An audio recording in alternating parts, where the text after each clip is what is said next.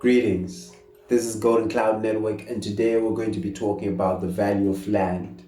Today we're going to swim in deep waters. Today we're going to be talking about a very sensitive topic, but we as Golden Cloud Network strongly agree that these types of discussions are necessary for both individual and collective growth. Today we dissect and analyze objectively the value of land, looking at the infamous land reform program that took place in Zimbabwe as our case study. So what is land in the first place? Land is the foundation of human life. We need land to live. For us to produce food, we need soil that comes from the land. For us to produce the tools that we use to work, we need the minerals that come from the land. And for us to have a place to stay, for us to have space to build, we need land. So human beings have a tendency of hunting down and gathering our needs, and in doing so, there could arise an uneven distribution of human needs. And land is one of those human needs that can be unevenly distributed. Well, how?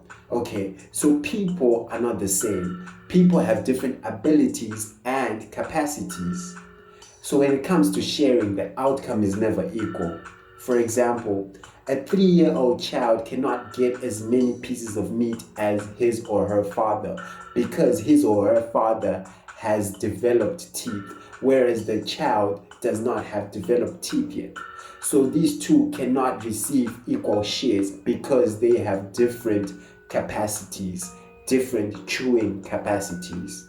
Another example, a 30-year-old man cannot rest as much as a 6-year-old child because that man has the muscle to work 8 hours a day, whereas the child hasn't developed the muscle yet to work as long as the adult. So people have different abilities, okay? Both people but different abilities, right? So what am I trying to say? Well, what does this have to do with land?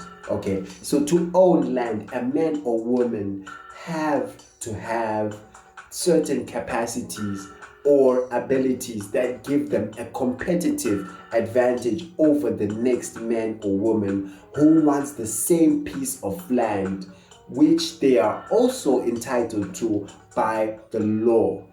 Okay, so what does this mean? If you are born in a given area, you have the right to live there, and living involves eating, working, and resting. And guess what? All those activities require land. Okay, so let's say 20 million people are born in a given area, right? How do we divide the land in that area? What's the best and most fair way to divide that land? Should everyone get a piece regardless of who they are or what they do? Or should people earn their piece of land?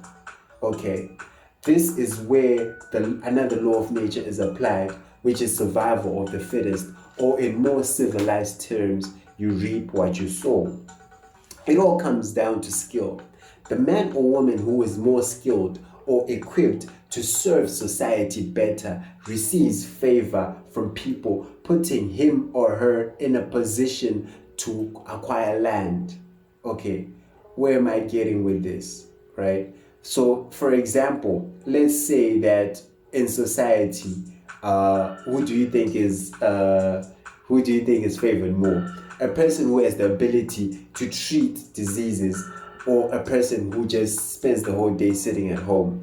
Who should be given land between those two people? Someone who's serving society by helping people feel better, or someone who is doing nothing for society by just doing nothing, just sitting and chilling at home? Who do you think deserves land between the two? Should both these people be treated fairly, or should both these people be treated equally rather?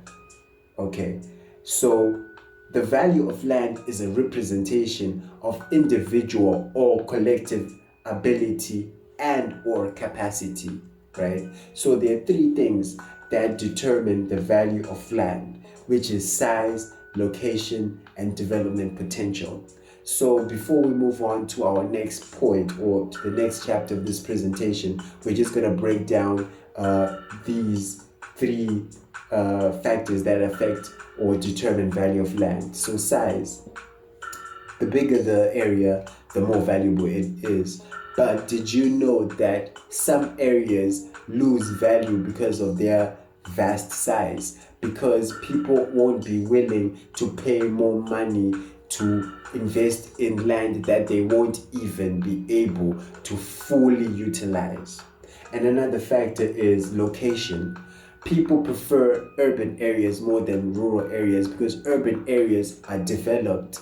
They have opportunities to grow. For example, urban areas have better infrastructure and they're closer to schools, hospitals, shopping centers, and other services that are needed or preferred by human beings, right? Development potential. There are certain areas that are located or that are positioned in a place that allows them to develop in value with time. For example, if an area is situated close to maybe a business center, they have better development potential because they are close to an area which is most likely to expand. So, moving on from those three things that determine the value of land, we're just going to analyze or comment rather on an article that was written by Francis Chitsike, which will back up our presentation. Francis Chitsike is a Midland State University lecturer in cadastral surveying and land law, and he wrote a great analysis on the land reform program in Zimbabwe. The paper investigates the historical background of the land ownership in Zimbabwe, along with policies that were enforced that involved land. So Golden Cloud Network will not focus much on these topics since we are not qualified enough to give a sound analysis, but we'll just make a few 10 comments. So according to Mr. Chitsike, British forces seized and occupied what is now known as Zimbabwe through intellectual abilities and technological capacity. The white settlers owned a larger and better and more fertile parts of the land, whereas the black majority occupied smaller and fertile parts of the land. So the native people resisted this and it led to a war, and after a long armed struggle, the indigenous people won and gained control over the nation. Shortly after they did this, they started redistributing the land in favor of the native people, stripping land rights from colonizers at a fast-tracked pace. The colonizers were booted out and they called for injustice, causing Zimbabwe to be slapped with harsh legal and financial restraints, although locally the government started achieving something. 2.9 million hectares of land was acquired and 48,000 families were resettled and gained access to better land. This program was good, but it also came with challenges such as diminishing of agricultural output. So this concludes, in conclusion to our presentation of the value of land. Our main objective of this presentation was just to highlight what plays or what is considered in land distribution, right? So we have come to the conclusion that individual or collective abilities and capacities play a role, and also certain laws of nature such as birthrights also contribute to the claiming and distribution of land. So this is our presentation. Thank you.